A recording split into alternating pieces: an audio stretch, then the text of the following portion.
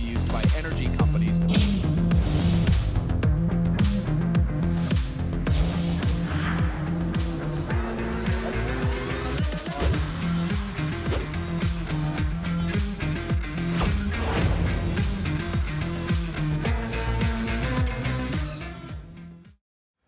자, 금뿐만이 아니라요. 뭐 달걀, 커피, 오렌지 아주 원자재들이 그야말로 줄줄이 또 오르는 분위기입니다.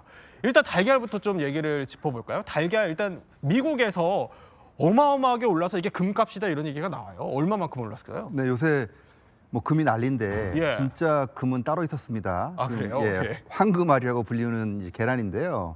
지금 미국의 그 계란 가격이 상당히 가파르게 올라가고 있습니다. 예. 지금 도매 기준으로 예. 12알이죠. 한 도전이라고 하는데 이 12알이 한 4개월 전만 하더라도 예. 2달러 정도 수준이었거든요. 근데 오늘 사상 최고치를 뚫었어요. 바로 아, 그래요? 8달러거든요. 그러면은 한국 돈 하면 거의 뭐 한 12,000원 가까이 되는 돈인데 이렇다면은 한 알에 거의 1,000원 가까이 되는 달걀 하나에 1,000원이요? 수준이죠. 그러니까 황금알이라고 불러도 좀 이상하지 않을 것 같습니다. 달걀 하나에 1,000원이면 계란 후라이 하나 부쳐 먹는데 한 1,000원에 소금값까지 더하면은 꽤 비쌀 것 같은데. 네. 자, 이렇게 달걀값이 오르는 게 계속 이게 귀한 현상으로 빚어지고 있다면서요? 맞습니다. 그래서 이 달걀값이 오르니까 우리가 상상할 수 없는 일들이 자꾸 벌어지고 있는데요. 2월 1일 날 미국에서 무슨 일이 있었냐면 펜실베니아 쪽에서 식료품 업체가 그 물품들을 이제 운송하잖아요. 예. 운송을 하는데 거기에 이제 계란이 이제 꽉 차 있었나 봐요. 그거를 털려고 했던 사람들이 잡혔습니다. 그러니까 우리가 헐리우드 영화 같은 데 보면은 네. 보통 뭐 현금 차량을 턴다던가 그러니까요. 금괴를 턴다던가 하는데 이제는 지금 저 화면에 보시는 것처럼 달걀 10만 개를 훔쳤다가 잡혔는데 예. 달걀 가격이 한 5,800만 원 정도 됐다고 가격만요? 하고요. 예. 가격도 굉장히 높습니다. 또 그리고 또 유통마트에서는 또 그 계란 1인당 구매를 또 한 개를 줬다 그래요. 그래서 네. 막 사재기 못하게 또 이렇게 지금 보시는 것처럼 지금 뭐 리밋 2 해가지고 2개 정도씩만 다 살 수 있다. 이렇게 또 얘기를 나왔고요. 그러다 보니까 뭐 이 젊은 친구들이 뭐 이런 소셜 미디어 같은 데에다가 달걀 들고 사진 찍어서 올리고 지금 저렇게 달걀을 주면서 프로포즈를 하는 저것도 반지 대신에 달걀인가요? 네, 일종의 뭐 장난이겠지만은 발렌타인이었지 않습니까? 얼마 전에 그때 또 이렇게 계란으로 자신의 사랑을 또 이렇게 보여주는 네. 따뜻한 모습도 연출이 되고 있습니다. 자, 우리가 뭐 금계란 우스갯소리로 얘기를 하는데 진짜로 금계란이 등장을 한 것 같은데, 자, 이 때문에 그런지 미국 내에 닭이 반려동물 3위로 껑충 뛰어올랐다 이런 얘기가 있어요? 그렇습니다. 여러 나라에서 보통 반려동물이라고 하면 예. 순위가 개, 고, 물 이런 순서거든요. 그쵸. 개, 고양이, 이제 뭐 물고기 같은 금붕어류 이런 게 이제 개, 고, 물 순서로 항상 나오는데 네. 물고기를 제치고 지금 닭이 미국에서는 3위로 지금 급부상한 상황입니다. 예. 그래서 개, 고, 닭 이런 순서가 됐죠. 미국 반려동물 제품 협회에서 출처를 명시한 자료를 살펴보면 2018년만 해도 닭을 반려동물로 키우는 가구 숫자가 미국 전체에서 한 580만 가구 그 정도였다라고 하거든요. 근데 지금 자료를 보면 1,000만 가구가 훨씬 넘어갔습니다. 그래요? 1,100만 가구 예. 이 정도가 돼가지고 지금은 개, 고양이 다음으로 흔한 반려동물이 닭이다. 뭐 이런 상황이 된 거죠. 예, 직접적으로 키우면 좀 경제적인 이득 효과가 있어요? 그 사실은 이거를 냉철하게 분석을 해보면 이거 닭을 기르려면 닭장도 마련을 해야 되고 네. 사료값도 들 것이고 그리고 뭐 여러 가지로 뭐 아무래도 개나 고양이에 비해서는 뭐 닭을 화장실을 가리게 한다든가 쉽지 않지 않겠습니까? 예. 여러 가지로 그런 식으로 품이 들 거를 생각을 하면 그 자체로 뭐 달걀 값으로 뭐 본전 이상 나온다라고 하기는 어렵지만 만약에 이거를 반려동물로 내가 정을 주면서 기르는 동물이라고 한다면 정을 주는 반려동물이기도 하면서 동시에 계란도 얻을 수 있으니까 네. 이거 일석이조 아니냐라는 식으로 이제 인기가 있다라는 거죠. 그렇다 보니까 최근에 이제 미국에서는 이 닭을 임대해주는 서비스도 어느 정도 지금 주목을 받고 네. 있다라고 해요. 그래서 닭장하고 닭 키울 수 있는 장비하고 닭을 뭐 반년 단위로 이런 식으로 임대를 해주고 임대료를 이제 지불을 하면 그 닭을 키우면서 이제 어느 정도 내가 할 수 있는지 알아보는 거죠. 달걀은 거기서 이제 나오는 건 가지고 뭐 그런 게 각광을 받고 있다고 할 정도로 네. 달걀 문제, 닭 문제 이게 지금 미국에서 초미의 관심사인 것 같습니다. 자, 그럼 달걀 값이 이렇게까지 폭등한 이유는 도대체 뭡니까? 일단 제일 쉽게 지적을 해볼 수 있는 건 이제 사료값이 불안하다라는 것입니다. 동물 가축, 가금 이 사료 중에서 이제 제일 많이 광범위하게 활용되는 것이 이제 옥수수지 않겠습니까? 이제 옥수수 되게 많이 수출하는 나라라고 하면 이제 뭐 순위 꼽아보면 항상 5위권 안에 들어온 나라가 원래 우크라이나였거든요. 예. 우크라이나에서 이 옥수수 수출하는 양이 적을 때 뭐 한 3, 4조, 많을 때 한 7조까지 봅니다. 7조 원까지 보거든요. 우리나라의 뭐 대표적인 뭐 해외 전 세계에 영향을 끼치고 있는 뭐다라고 하면 요즘 이제 K-팝 많이 생각하잖아요. 그렇죠. K-팝 연간 수출액이 다 모아 보면 1조 원 좀 넘는 그런 분량인데 예. 우크라이나에서는 옥수수를 많이 팔 때 7조 원치를 판다 전 세계라고 하니까 그래요? 예. 약간 옥수수는 우크라이나의 카리나다 뭐 이런 식으로 얘기할 수도 있겠죠. 그 정도로 세계에 굉장히 많은 영향을 끼치고 있는 것이 우크라이나의 곡물이었는데 예. 아무래도 전쟁 때문에 이게 수급이 불안해지다 보니까 가격이 쌀 때도 있고 비쌀 때도 있고 하다 보니까 거기에 이번처럼 뭔가 기후 요인까지 겹치게 네. 되면 사료값이 일단 많이 올라간다라는 게 있습니다. 근데 이거는 어떻게 보면 그러면 달걀 값이 오를 수는 있을지는 몰라도 막 품귀 현상이 벌어지고 그렇죠. 이 정도까지는 안 될 수도 있잖아요. 여기에 엎친 데 덮친 격으로 근래에 최근에 어떤 게 이제 들어왔냐면 바로 조류 인플루엔자가 미국을 강타를 한 것입니다. 작년 한 11월, 12월 사이에 예. 고병원성 조류 인플루엔자가 이 계란을 수확하는 이 양계 농가에 계속 퍼지고 있다라고 네. 해가지고 뭐 살처분한 숫자가 매달 뭐 거의 1,000만, 2,000만 뭐 이런 단위로 나오고 있거든요. 그렇다 보니까 이 달걀을 낳을 수 있는 닭 자체가 급격하게 줄어들게 되면서 갑자기 이런 달걀 품귀 현상이 발생하고 그만큼 더 계란을 구하기가 어려워지고 이런 일이 생기게 된 것이죠. 우크라이나의 아이돌인 옥수수도 문제인데 여기에 설상가상으로 조류 인플루엔자까지 그렇습니다. 또 특히나 좀 이번에 관심이 더 많이 가는 게 네. 원래 기본적으로는 이 조류 인플루엔자라는 거는 사람에게는 잘 전염이 되지 않고 예. 이 닭들 사이에서 걸리는 거거든요. 이번 같은 경우에 가끔가다 이제 이런 일이 발생하기도 하는데 이번 같은 경우에 수의사들 사이에서 이 조류 인플루엔자에 감염된 사람이 좀 나타나고 있다라고 네. 해서 더 경각심을 갖고 엄격하게 관리하자라는 바람이 불면서 이 그만큼 닭을 키우기가 힘들어지고 있고 살처분도 많아지는 추세에 있다 보니까 이 달걀을 구하기도 점점 더 어려워지고 있는 것이죠. 그런데 이 조류 인플루엔자 영향이라고 하면 사실 과거에도 또 있었던 일이기도 한데 그럼 결국 이 현상도 일시적인 현상이 좀 그칠 수 있는 거 아닙니까? 그렇죠. 뭐 아무래도 이게 장기적으로 지속될 가능성보다는 예. 일시적인 현상에 그칠 가능성이 사실은 더 높아요. 예. 근데 이거를 좀 더 이제 그 경제학적으로 풀어보자면은 이렇게 농산물 가격 상승이 주도하는 인플레이션, 지금 예. 인플레이션 우려가 높아지고 있는 거거든요. 물가가 올라가면서 이런 것들을 우리가 보통 이제 에그플레이션이라고 하는데 이 에그플레이션이 영어로 하면은 에그리컬처하고 인플레이션의 합성어예요. 네. 그러니까 농업을 표시하는 에그리컬처 그리고 물가 상승을 표시하는 인플레이션 이게 합쳐가지고 에그플레이션이라고 보통 부르는데 이 농산물 가격 상승이 주도하는 인플레이션은 보통은 뭐라고 그럴까요? 경기가 뜨거워지면 소득이 증가하고 육류 소비가 늘면서 발생하는 네. 이런 쪽으로 가는 경우가 많은데 최근에 발생하는 것들은 그것보다는 이제 공급 충격, 소위 유행병이라든지 뭔가 기상이변이라든지 이런 것 때문에 이제 발생하는 경우들이 있죠. 그리고 지금 얘기하는 에그플레이션,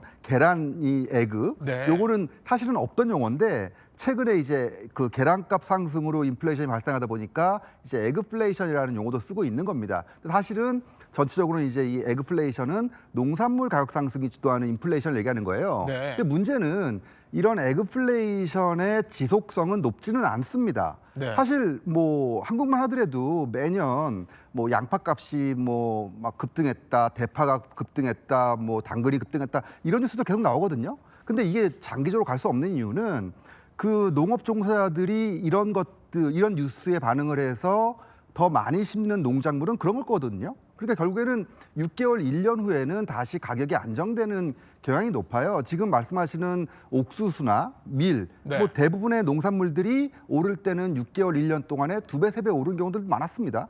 근데 한 6개월, 1년 지나면은 다시 제자리로 찾아오는 경우들이 많기 때문에 이게 역사적으로 보면은 장기적으로 계속 이 뭐 어떤 농산물 가격이 계속 오를 것이냐라기보다는 어느 정도 후에는 다시 제자리로 가겠구나 이렇게 이해할 수가 있겠습니다. 그런데 자, 물론 장기화되지는 않더라도 네.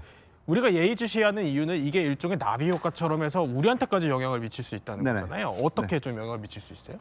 우리에게도 영향을 미칠 수는 있겠죠. 우선 예. 근데 우리가 너무 크게 우려할 필요는 없는 게 미국만 하더라도 지금 계란값이 많이 올라가가지고 예. 1년에 뭐 150% 이렇게 올랐다 얘기하는데 실제 지금 미국의 식품 물가 상승률은 미국 전체 물가 상승률보다 낮아요. 아, 그래요? 미국의 지금 예. 전체 물가 상승률이 3%인데 식품 물가 상승률은 2.5%란 말이에요. 그 얘기는 너무 과도한 우려를 하고 있구나라는 점이 있고요. 또 하나는 이런 우려가 정말 확산돼서 실현될 수도 있습니다. 그럴 가능성은 있는데 한국에서 이제 걱정되는 것은 물론 이런 식량 자급률이라든지 곡물 자급률이 낮다라는 점들 때문에 예.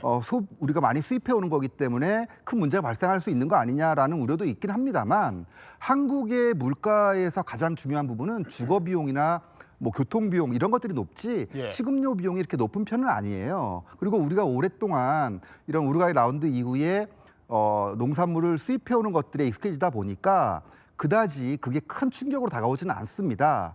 다만 이제 트럼프 시대 이후에 어떻게 보면은 미국과의 협상 카드로서 농산물을 주로 미국에서 수입해오는 쪽으로 가면 어떨까라는 이런 의견들도 있을 수 있겠죠. 예, 일단 뭐 계란은 그렇게까지 큰 비중을 차지하지 않는다 이런 설명을 해주신 건데 그런데 문제가 이 계란뿐만이 아니어서 또 문제예요. 보면은 요즘 음료 가격이 엄청 오르고 있다고 해요. 대표적인 게 커피라고 하는데 이 커피는 왜 이유가 뭡니까? 왜 오릅니까?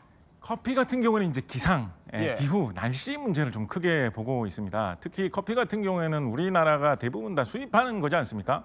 우리 뭐 할아버지께서 어릴 때 커피 키웠다 이런 분들 안 계시잖아요. 커피는 없죠. 이제 예. 다들 수입하는 것이기 때문에 우리나라에 더 좀 직접적인 영향을 미치고 있는 그런 경향이 있는데요. 네. 세계에서 커피를 제일 많이 수출하는 나라, 제일 많이 생산하는 나라라고 하면 항상 1위를 차지하는 나라가 브라질이고 두 번째를 차지하는 나라가 베트남입니다. 네. 근데 두 나라 다 지금 좀 작황이 안 좋다라는 이야기를 하고 있습니다.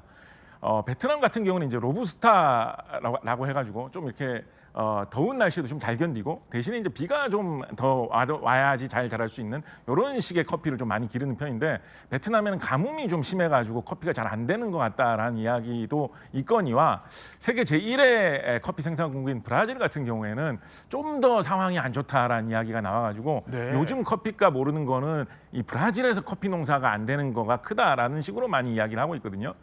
이 브라질에서 날씨가 갑자기 추워지는 한파의 영향으로 커피 작황이 안 좋다라는 이야기가 주요 원인으로 손꼽히고 있는데요. 사실은 브라질의 이 커피 작황이 굉장히 안 좋아졌던 그 결정적인 계기는 최근에 나타나는 것이 아니라 벌써 한 4년 전이죠. 2021년 7월 달에 네. 브라질은 이제 지구 반대편에 있으니까 남반구에 있으니까 7월 달이 겨울인데 그때 서리가 너무 심하게 내리면서 커피들이 냉해를 굉장히 많이 입어가지고 자라기가 어려워졌다. 그래서 그때에 일단 브라질 작황이 굉장히 안 좋았습니다. 그런데 그때 서리 문제가 너무 심해가지고 단순히 좀 뭐 열매가 좀 덜 맺혔다, 좀 덜 자랐다 이게 아니라 네. 커피가 거의 죽게 되는 일이 대거 발생을 했거든요. 아, 저렇게요? 네, 그래서 그때 아예 커피를 갈아엎고 새로 커피를 심는 이런 농가들이 많았다라고 합니다. 그래서 지금 어느 정도 회복이 되어가지고 지금 좀 생산이 좀 잘 되나 싶었는데 금년 지난 7, 8월 그 사이에 그러니까 브라질 겨울에 다시 한번 그때보다는 약한 서리가 닥쳤는데 네. 이번에는 그때에 비하면 서리가 약했는데도 이번에는 새로 심은 좀 연약한 커피들이 워낙 많다 보니까 네. 피해는 그때 못지않게 크게 일어난 거죠. 그래서 브라질의 커피 작황이 굉장히 안 좋아져가지고 이번에 좀 수확량이 적고 그렇다 보니까 더군다나 이제 베트남 문제까지 겹쳐가지고 국제 커피 시세가 계속 올라가고 있어서 지금 뭐 이런 식으로 가다가는 커피 가격이 상당히 좀 심하게 올라가지 않겠느냐라는 이야기도 좀 나오고 있는 그런 형편입니다. 벌써 한국에 있는 프랜차이즈들이 뭐 줄줄이 가격 인상에 나선다 이런 소식이 하루가 멀다 하고 들려오고 있는데 자 그러면은 커피가 말씀하신 것처럼 이렇게 기후 변화에 유독 약한 이유가 있어요? 커피가 몇 년 전부터 이제 기후 변화에 제일 영향을 많이 받을 만한 제일 좀 위험한 작물이다라는 식으로 이제 많이 이야기가 됐었거든요. 예. 그 이유 자체가 커피 그 중에서도 특히 이 아라비카 커피 같은 경우에는 이게 특히 이제 원두 커피에는 주류로 제일 많이 소비되고 있는 것이기도 한데 이 네. 커피 같은 경우에는 좀 날씨를 많이 탑니다. 일단 커피는 좀 따뜻한 나라에서 자란다라는 인식이 있지 않습니까? 한국에서는 너무 추워서 커피 농사를 할 수 없다라는 게 기본적인 인식인데 네. 이 아라비카 커피 같은 경우에는 너무 따뜻한 곳에는 또 자라나지 못합니다. 따뜻한 곳이지만 지대는 높아가지고 너무 덥지는 않은 곳. 너무 예민한데요. 그렇습니다. 또 열대 지방처럼 비가 너무 많이 올 때도 또 자라날 수가 없거든요. 어느 정도는 건조함도 있어줘야 되는 곳. 그래서 어떤 특정 지역에서만 잘 자라날 수 있는 그런 작물이고 그렇기 때문에 특정 나라가 커피를 굉장히 많이 생산하면서 세계 시장에 커피를 많이 공급을 하고 있었던 것인데 기후 변화로 전 세계적인 이 기상 조건이 좀 많이 바뀌고 있다 보니까 네. 이 나라에서 좀 몇십 년째 하고 있던 커피 농사를 기존과 같은 방식으로 하기가 어려워지는 이런 현상이 발생한 것이죠. 더군다나 이 기후 변화 문제가 바로 뭐 몇 년 사이에 금방 해결될 수가 없는 문제지 않습니까? 그러니까 앞으로도 이런 식의 계속된 문제가 추가로 발생을 하면 커피 작황은 점점 더 안 좋아지는 일이 발생을 하거나 네. 혹은 뭐 일시적으로 또 갑자기 커피가 잘 됐다고 하더라도 순간적으로 또 커피가 공급이 잘 안 되는 이런 식의 좀 들쭉날쭉한 상황이 발생할 수도 있다. 뭐 이런 전망이 벌써 나온 지가 몇 년이 되었습니다. 그래요. 자, 그런데 이 기후 변화뿐만이 아니라 이 커피에는 사실 구조적인 변화도 또 숨어 있다고 하는데 관련해서 퀴즈가 준비되어 있다고요? 네, 퀴즈 들어가 보겠습니다. 네. 자, 커피 값이 상승한 이유는 중국인이 땡땡땡에 열광하기 때문이다. 땡땡땡. 네, 땡땡땡 커피 무엇일까요? 대신에 혹시 고량주 아닐까요? 고량주에 열광하기 때문에 커피 대신에 술을 좀 많이 먹는 건 아닐까요? 예. 아닙니다. 아닙니까? 예. 네. 혹시 정답이 뭔가요? 정답은 두리안. 두리안이요? 네, 두리안입니다. 무슨 상관이 있죠? 사실 두리안 우리나라에서 이렇게 인기가 별로 없는 과일이에요. 동남아 과일이잖아요. 그렇죠. 우리나라 뭐 수입도 많이 안 하고 사실 맛있는 먹는 분도 많이 없는데 지금 화면에 보시는 게 지금 중국입니다. 네. 중국에서 지금 두리안 갖기 위해서 서로 지금 막 밀치고 지금 난리가 났습니다. 지금 두리안이 중국에서 그렇게 인기가 많다 그래요. 그러다 보니까 이 두리안을 키우던 곳이 이제 대부분 이제 태국에서 수입을 많이 했는데 네. 태국에서 수입하는 걸로 모자라서 베트남에서까지 이 두리안을 키우기 시작한 겁니다. 그러다 보니까 두리안이 계속 잘 팔리니까 그동안 기존의 이 두리안을 그 커피를 키우던 베트남 중부 고원지대의 이 농가에서 커피 농사 이제 다 그만두고 예. 우리 두리안 키우자 그래서 다 지금 두리안만 키우고 있는 거예요. 예. 그래서 결국에는 커피 이 생산량이 확 줄어서 네. 이 커피가 지금 이렇게 가격이 비싸질 수밖에 없는 거죠. 그러니까 그럴 수밖에 없는 게 태국에서 무슨 일이 있었냐면 태국에 그 찬다불이라는 이 지역이 있는데 예. 거기가 원래 이 두리안이 굉장히 유명했대요. 근데 거기서 두리안을 잘 키우다 보니까 거기 그 도시가 엄청 발전해서 막 호텔도 생기고 막 쇼핑몰도 생기고 막 이걸 본 거예요. 네. 그러니까 베트남 사람들이 우리도 저거 하면 안 될까 싶어서 이 두리안 농사를 그렇게 열심히 짓고 있다라고 합니다. 아, 참 중국인 어쨌든 뭐 인구도 엄청나니까 네. 두리안 장사로 또 전환을 했다 이런 건데 그러면 중국인들은 왜 저렇게 두리안을 좀 좋아하는 겁니까? 그 두리안이요. 그 사실은 그 배불렌 효과라는 게 있습니다. 그게 뭐냐면은 네. 수요가 늘어나는 그 가격 물건의 가격이 올라가는데도 네. 수요는 계속 늘어나는 거예요. 원래는 이게 반대여야 되는 거잖아요. 예. 그러니까 보통 이런 경우가 이 사치품에 굉장히 많이 일어나는데 보여주기식이라는 거죠. 나 이런 걸 가졌어. 예. 그러니까 중국인 지금 14억 인구가요. 두리안을 약간 보여주기식으로 소비를 하고 있는 거예요. 명품처럼. 그래서 지금 뭐 그 SNS 같은 데 보면은 뭐 결혼 선물로 막 명절 때 막 귀한 선물로 두리안을 이렇게 선물을 하다 보니까 네. 14억 인구가 하나씩만 두리안 사도 이게 몇 개입니까? 그래서 지금 그러니까요. 이렇게 두리안 일종의 부의 상징처럼 됐다. 이렇게 볼 수 있겠죠. 그러니까 저렇게까지 뭐 두리안을 소비하기 시작하면은 커피 생산이 줄고 그래서 커피 가격이 뛴다 이런 건데 뭐 커피, 계란 이렇게 저희가 쭉 얘기하고 있는데 소장님 결국에는 저렇게 오르는 게 우리 경제까지도 영향을 미칠 것 같거든요. 어떻게 네네. 좀 보십니까? 그렇죠. 우리가 이 농산물, 농축산물을 수입을 많이 하는 나라죠. 아까도 예. 말씀하셨지만은 우리나라가 주로 많이 생산하는 수입하는 농산물들이 뭐 옥수수도 있고 예. 돼지고기, 소고기 이런 것들 다 한 6%대씩 수입을 하거든요. 전체 그 농축산물 중에서 당연히 원화가 약세를 보이는 와중에서 이런 원자재 가격이 오른다면은 한국 경제에도 부담이 생길 여지는 분명히 있겠죠. 예. 다만 이게 갑자기 생긴 문제는 아니기 때문에 어느 정도 이제 내성이 좀 생긴 부분들도 있고요. 예. 최근에는 이런 것들이 스태그플레이션의 우려로 좀 높아지는 경향이 있어가지고 이런 네. 것들이 좀 투자자들이나 소비자들에게 우려를 높이는 부분들이 있는 것 같습니다. 예, 스태그플레이션이라고 하면 어떤 우려가 있죠? 그러니까 스태그플레이션이라는 게 또 말 그대로 이 스태그네이션 네. 이게 경기 침체를 표현하는 단어고요. 그리고 인플레이션의 합성어잖아요. 예. 그러니까 보통은 인플레이션이라고 한다면은 사실 보통 나쁜 의미로 사용이 되는데 경제에서 보면은 인플레이션은 좋은 일들이 쌓여야지 발생하는 거예요. 즉 소득이 증가하고 소비가 늘어나고 그래서 결국에는 물가가 올라가고 하는 그 와중에서 보면은 좋은 인플레이션 단계를 거쳐서 나쁜 인플레이션이 오는 거고요. 예. 결국 나쁜 인플레이션 상황에서 중앙은행이 그 물가를 잡기 위해서 기준금리를 올리다 보면은 긴축 정책이 결국 경기 침체를 가져온다라는 이런 것들 때문에 그런 상황에서 경기 침체와 물가 상승 기대가 합쳐지면서 이제 스태그플레이션 우려가 커지는 거거든요. 네. 근데 스태그플레이션의 가장 큰 문제점은 이런 나쁜 기대들이 커지면서 소비자들이나 투자자들이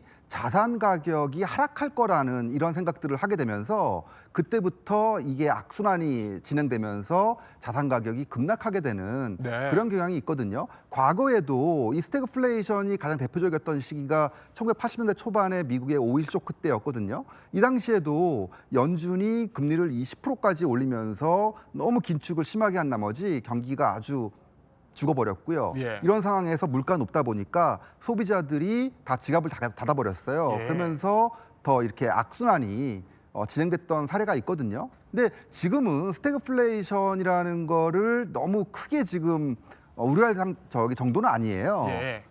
다만 이런 것들이 향후에 그런 가능성을 높이는 거 아니냐. 네. 트럼프의 관세 효과까지 차곡차곡 쌓여서 생각하면은 향후에 그럴 가능성도 있지 않느냐. 이런 식으로 좀 진행되는 측면이 있는 것 같습니다. 자, 그런데 뭐 스태그플레이션에 대한 우려도 있지만 곽재식 작가님, 지금 시청자들, 소비자들 가장 큰 우려는 내가 사 먹는 커피 가격 당장 오르는 거 아니야? 이 생각일 것 같잖아요. 그러니까 특히 요새 저가 커피 브랜드들 많아서 손쉽게 싼 커피 많이 먹었었는데 앞으로 커피 더 비싸지는 겁니까? 그래서 이제 저는 그런 이야기를 합니다. 기후 변화를 요즘에 이제 경제 문제로 좀 접근을 해야 될 때다. 예. 과거에는 기후 변화라고 하면 이게 뭐 지구의 멸망과 관련된 문제다, 인류의 멸종과 관련된 문제다 이런 이야기를 많이 했었는데 이제는 기후 변화가 너무 가까이에 왔기 때문에 브라질의 날씨가 우리나라 자영업 경기를 뒤흔드는 그런 시대가 됐거든요. 우리나라 세계적으로 카페가 굉장히 많은 나라지 않습니까? 네. 그래서 커피 가격이 올라가지고 커피 소비가 어려워지면 우리나라 자영업 경기가 어려워질 수 있는 그런 시대이기 때문에 예. 브라질에서 쓰는 말이나 뭐 이런 거 혹시 아시는 거 있으십니까? 전 따봉 말고 아무것도 없거든요. 네. 별로 우리하고 상관없는 나라라고 막연히 생각하고 있었는데 이 예. 기후변화라는 전 세계적인 영향 때문에 그 경제적인 영향이 우리나라에 직격하고 있는 그런 시대가 되었다라는 것이죠. 그래서 그런 경제적인 일에 좀 더 많이 관심을 가지고 좀 예. 보조를 해주면 좋겠다라는 생각을 많이 합니다. 또 자영업 여파까지 미칠 수 있다 설명을 해주셨는데 이렇게 세계 경제의 불확실성이 크다 보니까요. 그래서 안전자산인 금, 또 이것도 원자재지만 금값이 천정부지로 또 치솟고 있다고 합니다. 관련해서 퀴즈가 준비되어 있죠. 네, 퀴즈 가보겠습니다. 금이 안전자산 된 계기는 닉슨 대통령의 땡땡땡땡 폐지 선언 때문이다. 땡땡땡땡 폐지 선언. 네. 좀 너무 어려운데요. 혹시 답을 알고 계십니까, 작가님? 닉슨 우리가 무슨 정치적인 비리 사건 있을 때 무슨 게이트 이런 말 많이 쓰지 네. 않습니까? 그거의 원조가 닉슨의 워터게이트 워터게이트. 사건이거든요. 네. 그러니까 아마도 여기에 되게 한이 많이 맺히신 분일 테니까 GATE 게이트 아닐까요? 오, GAT. 난 게이트 맞나요? 아닙니까? 아닌가요? 네, 아닙니다. 틀렸군요. 전혀 아니었고요. 네, 정답이 뭔가요? 정답은 근본위제입니다. 아, 이게 무슨 뜻이죠? 네, 근본위제 이 단어가 굉장히 좀 어려운데요. 좀 네. 쉽게 얘기하자면은 화폐 단위의 가치와 금의 일정량 가치가 등가 관계를 유지하게 하는 이 본위 제도입니다. 예. 그러니까 지금 말하자면은 뭐 그 달러로 금 몇 개를 살 수 있느냐 요건데 요거를 폐지를 한 이유가 뭐냐면 폐지를 하게 된 이유가 닉슨이 저거를 폐지하기 전에는 은행에서 금을 현금으로 바꾸거나 혹은 그 반대로 할 수 있었습니다. 그러니까 1온스 28g을 35달러로 그 당시에는 은행에 가서 지금 바꿀 수 있었거든요. 네. 근데 지금으로서는 상상도 못하는 일이죠. 어떻게 은행 가서 금을 바꿔? 그렇죠. 요즘에 다 금은방에서 하는 일인데요. 네. 그래서 그 닉슨이 저걸 중단한 이후로 미국에서 저게 금지가 됐는데 저게 금지가 된 이유가 베트남 전쟁 때문입니다. 베트남 전쟁을 저 당시에 하고 있었는데 베트남 전쟁 하다 보니까 돈 많이 쓰잖아요. 네. 달러를 많이 찍어냈습니다. 그러다 보니까 달러 가치가 점점 떨어졌겠죠. 달러 가치가 점점 떨어지다 보니까 미국 국채를 가진 나라 입장에서는 미국 저러다가 지금 큰일 나는 거 아니야? 네. 미국 달러 완전 땅으로 가는 거 아니야?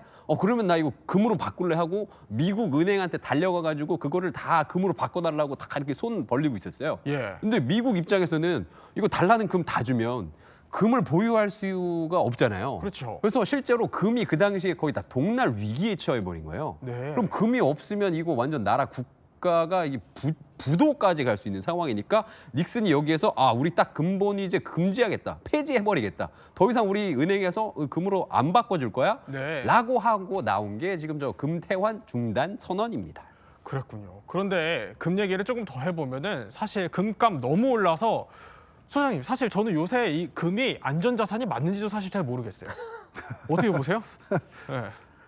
글쎄요, 뭐 금은 안전자산이 맞긴 맞죠. 예. 근데 이제 단기간에 너무 많이 오르다 보니까 이거 위험자산 아닌가? 막 이런 지적들도 있을 수 있어요. 예. 하지만 지금 우리가 계속 얘기하고 있는 것들이 보면은 결국 기축통화라는 점을 생각해 본다면은 금은 안전자산으로 분류하는 게 분명히 맞긴 맞습니다. 예. 그러니까 우리가 최근에 왜 갑자기 금에 대한 이런 사랑이 넘치고 있는가라고 생각해 보면은 안전자산이 크게 보면 두 가지가 있단 말이에요. 하나는 금이고 또 하나는 미국의 국채인데 네. 미국의 국채가 너무 미국이 지난 몇 년 동안 돈을 많이 찍어내고 그걸로 정부 지출을 많이 하다 보니까 국채가 너무 공급이 많이 되면서 매력이 떨어진 거예요. 네. 그리고 앞으로도 미국은 계속 정부 지출을 늘려야 될 것 같고 그렇다면은 미국은 계속 채권을 찍어낼 것 같고 그렇다면 매력 별로 없겠는데 네. 그러면 안전자산은 금밖에 없는데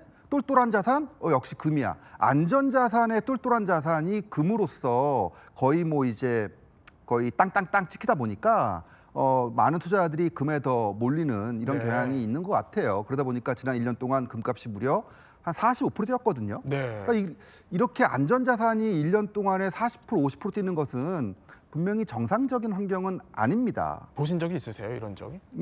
있긴 있죠. 예. 이게 70년대 때도 지금 얘기했던 그 닉슨이 금태환제를 폐지하면서 금의 연결고리를 달러랑 끌어가면서 오히려 금값이 급등을 하면서 훨씬 더 많이 올랐던 시기도 있었고요. 뭐 팬데믹 때도 뭐 단기간에 한 50% 올랐던 적도 있어요. 근데 안전자산이라고 하면 보통 한 자릿수 때 네. 한 5%에서 한 10% 정도의 상승률 정도, 수익률 정도를 요구한다고 보면은 최근 1년 동안의 금값 흐름은 다소 좀 과하다라고 볼 수는 분명히 있어요. 예. 거기에 더해서 최근에 이제 김치 프리미엄 얘기도 나오고 있잖아요. 그러니까요. 예. 그러니까 이런 것들이 비정상적인 환경을 더 이제 증폭시키고 있는 건데 사실 우리 입장에서 금 투자했을 때 얻는 수익은 금값이 오르는 거 네. 그리고 거기다가 원화 약세로 인해서 또 수익률이 올라갈 수가 있고요. 거기에다가 이제 김치 프리미엄이 있는 건데 김치 프리미엄은 원래 없는 거예요. 네. 원래는 없어야 정상입니다. 근데 글쎄요, 뭐몇 가지 이유가 있겠지만 한국에서만 과도하게 이런 금 수요가 더 커지면서 전체 글로벌 금값이 만약에 100이라고 한다면은 한국의 금값은 뭐 110, 120까지 올라가면서 네. 좀 우려가 커지고 있었던 상황인 건 분명합니다. 자, 그러면 소장님께 개인 사견을 전제로 제가 좀 여쭤보면 이렇게 원자재가 폭등하고 있고 이게 인플레이션으로 이어질 수 있는 이런 우려가 있는 상황에서 금을 지금이라도 좀 보유하는 게 맞을까요? 이게 참 어려운 질문이에요. 예. 그러니까 이제 금이라는 걸 원래의 성질로 생각해가지고 우리가 인플레이션에 어느 정도 해지할 수 있는 자산 또는 경기 침체를 방어할 수 있는 자산 이런 보험용으로 가져간다면은 금은 항상 어느 정도는 가져가야 돼요. 네. 그러니까 전체 포트폴리오에서 뭐 적게는 한 2, 3%에서 많게는 한 10%까지 금을 가져가라고 보통 얘기를 합니다. 예. 그거는 금이라는 그 자산 자체가 이 물가 방어와 경기 침체 방어를 동시에 할 수 있는 거의 유일한 자산이기 때문에 그런 얘기가 나온 거예요. 네. 근데 최근처럼 이렇게 금값이 많이 오르게 되면은 어떤 문제가 생기냐면은 그 투자자들이 금을 보험 용도로 생각하지 않고 투자해서 큰 수익을 올릴 수 있는 자산으로서 이제 인식의 전환이 이루어진다라는 측면에서 보면은 네. 이건 또 좀 다른 문제입니다. 왜냐하면은 이미 1년 동안에 한 50% 가까이 오르고 3년 동안에 100% 오른 자산이라고 한다면은 또 조정의 가능성도 높아지는 거거든요. 가령 지금 국제 금값이 거의 뭐 3,000달러에 육박하고 있는 상황인데 예. 이 3,000달러는 상당히 또 높은 저항선이 될 수 있단 말이에요. 그러니까 3,000달러를 찍고 나서 거기서부터는 또 일정 부분 장기간 또 조정 기간을 거칠 수 있단 말이죠. 네. 그래서 단기간 투자 수익을 달성하려고 금에 투자하시는 분들 입장에서는 지금같이 김치 프리미엄이 높고 저항선에 가까워지는 금은 좋은 투자 수단이 아닐 수도 있습니다. 예. 자, 우선 전문가의 또 개인적인 의견이고 투자는 개인의 판단에 달려 있다. 이 점 짚어드리면서 또 제언까지 주셔서 저희 지식 배터리 80에서 100%로 완충됐습니다. 몰랐던 이야기 원자재 가격 폭등에 대해서 저희 한번 살펴봤습니다.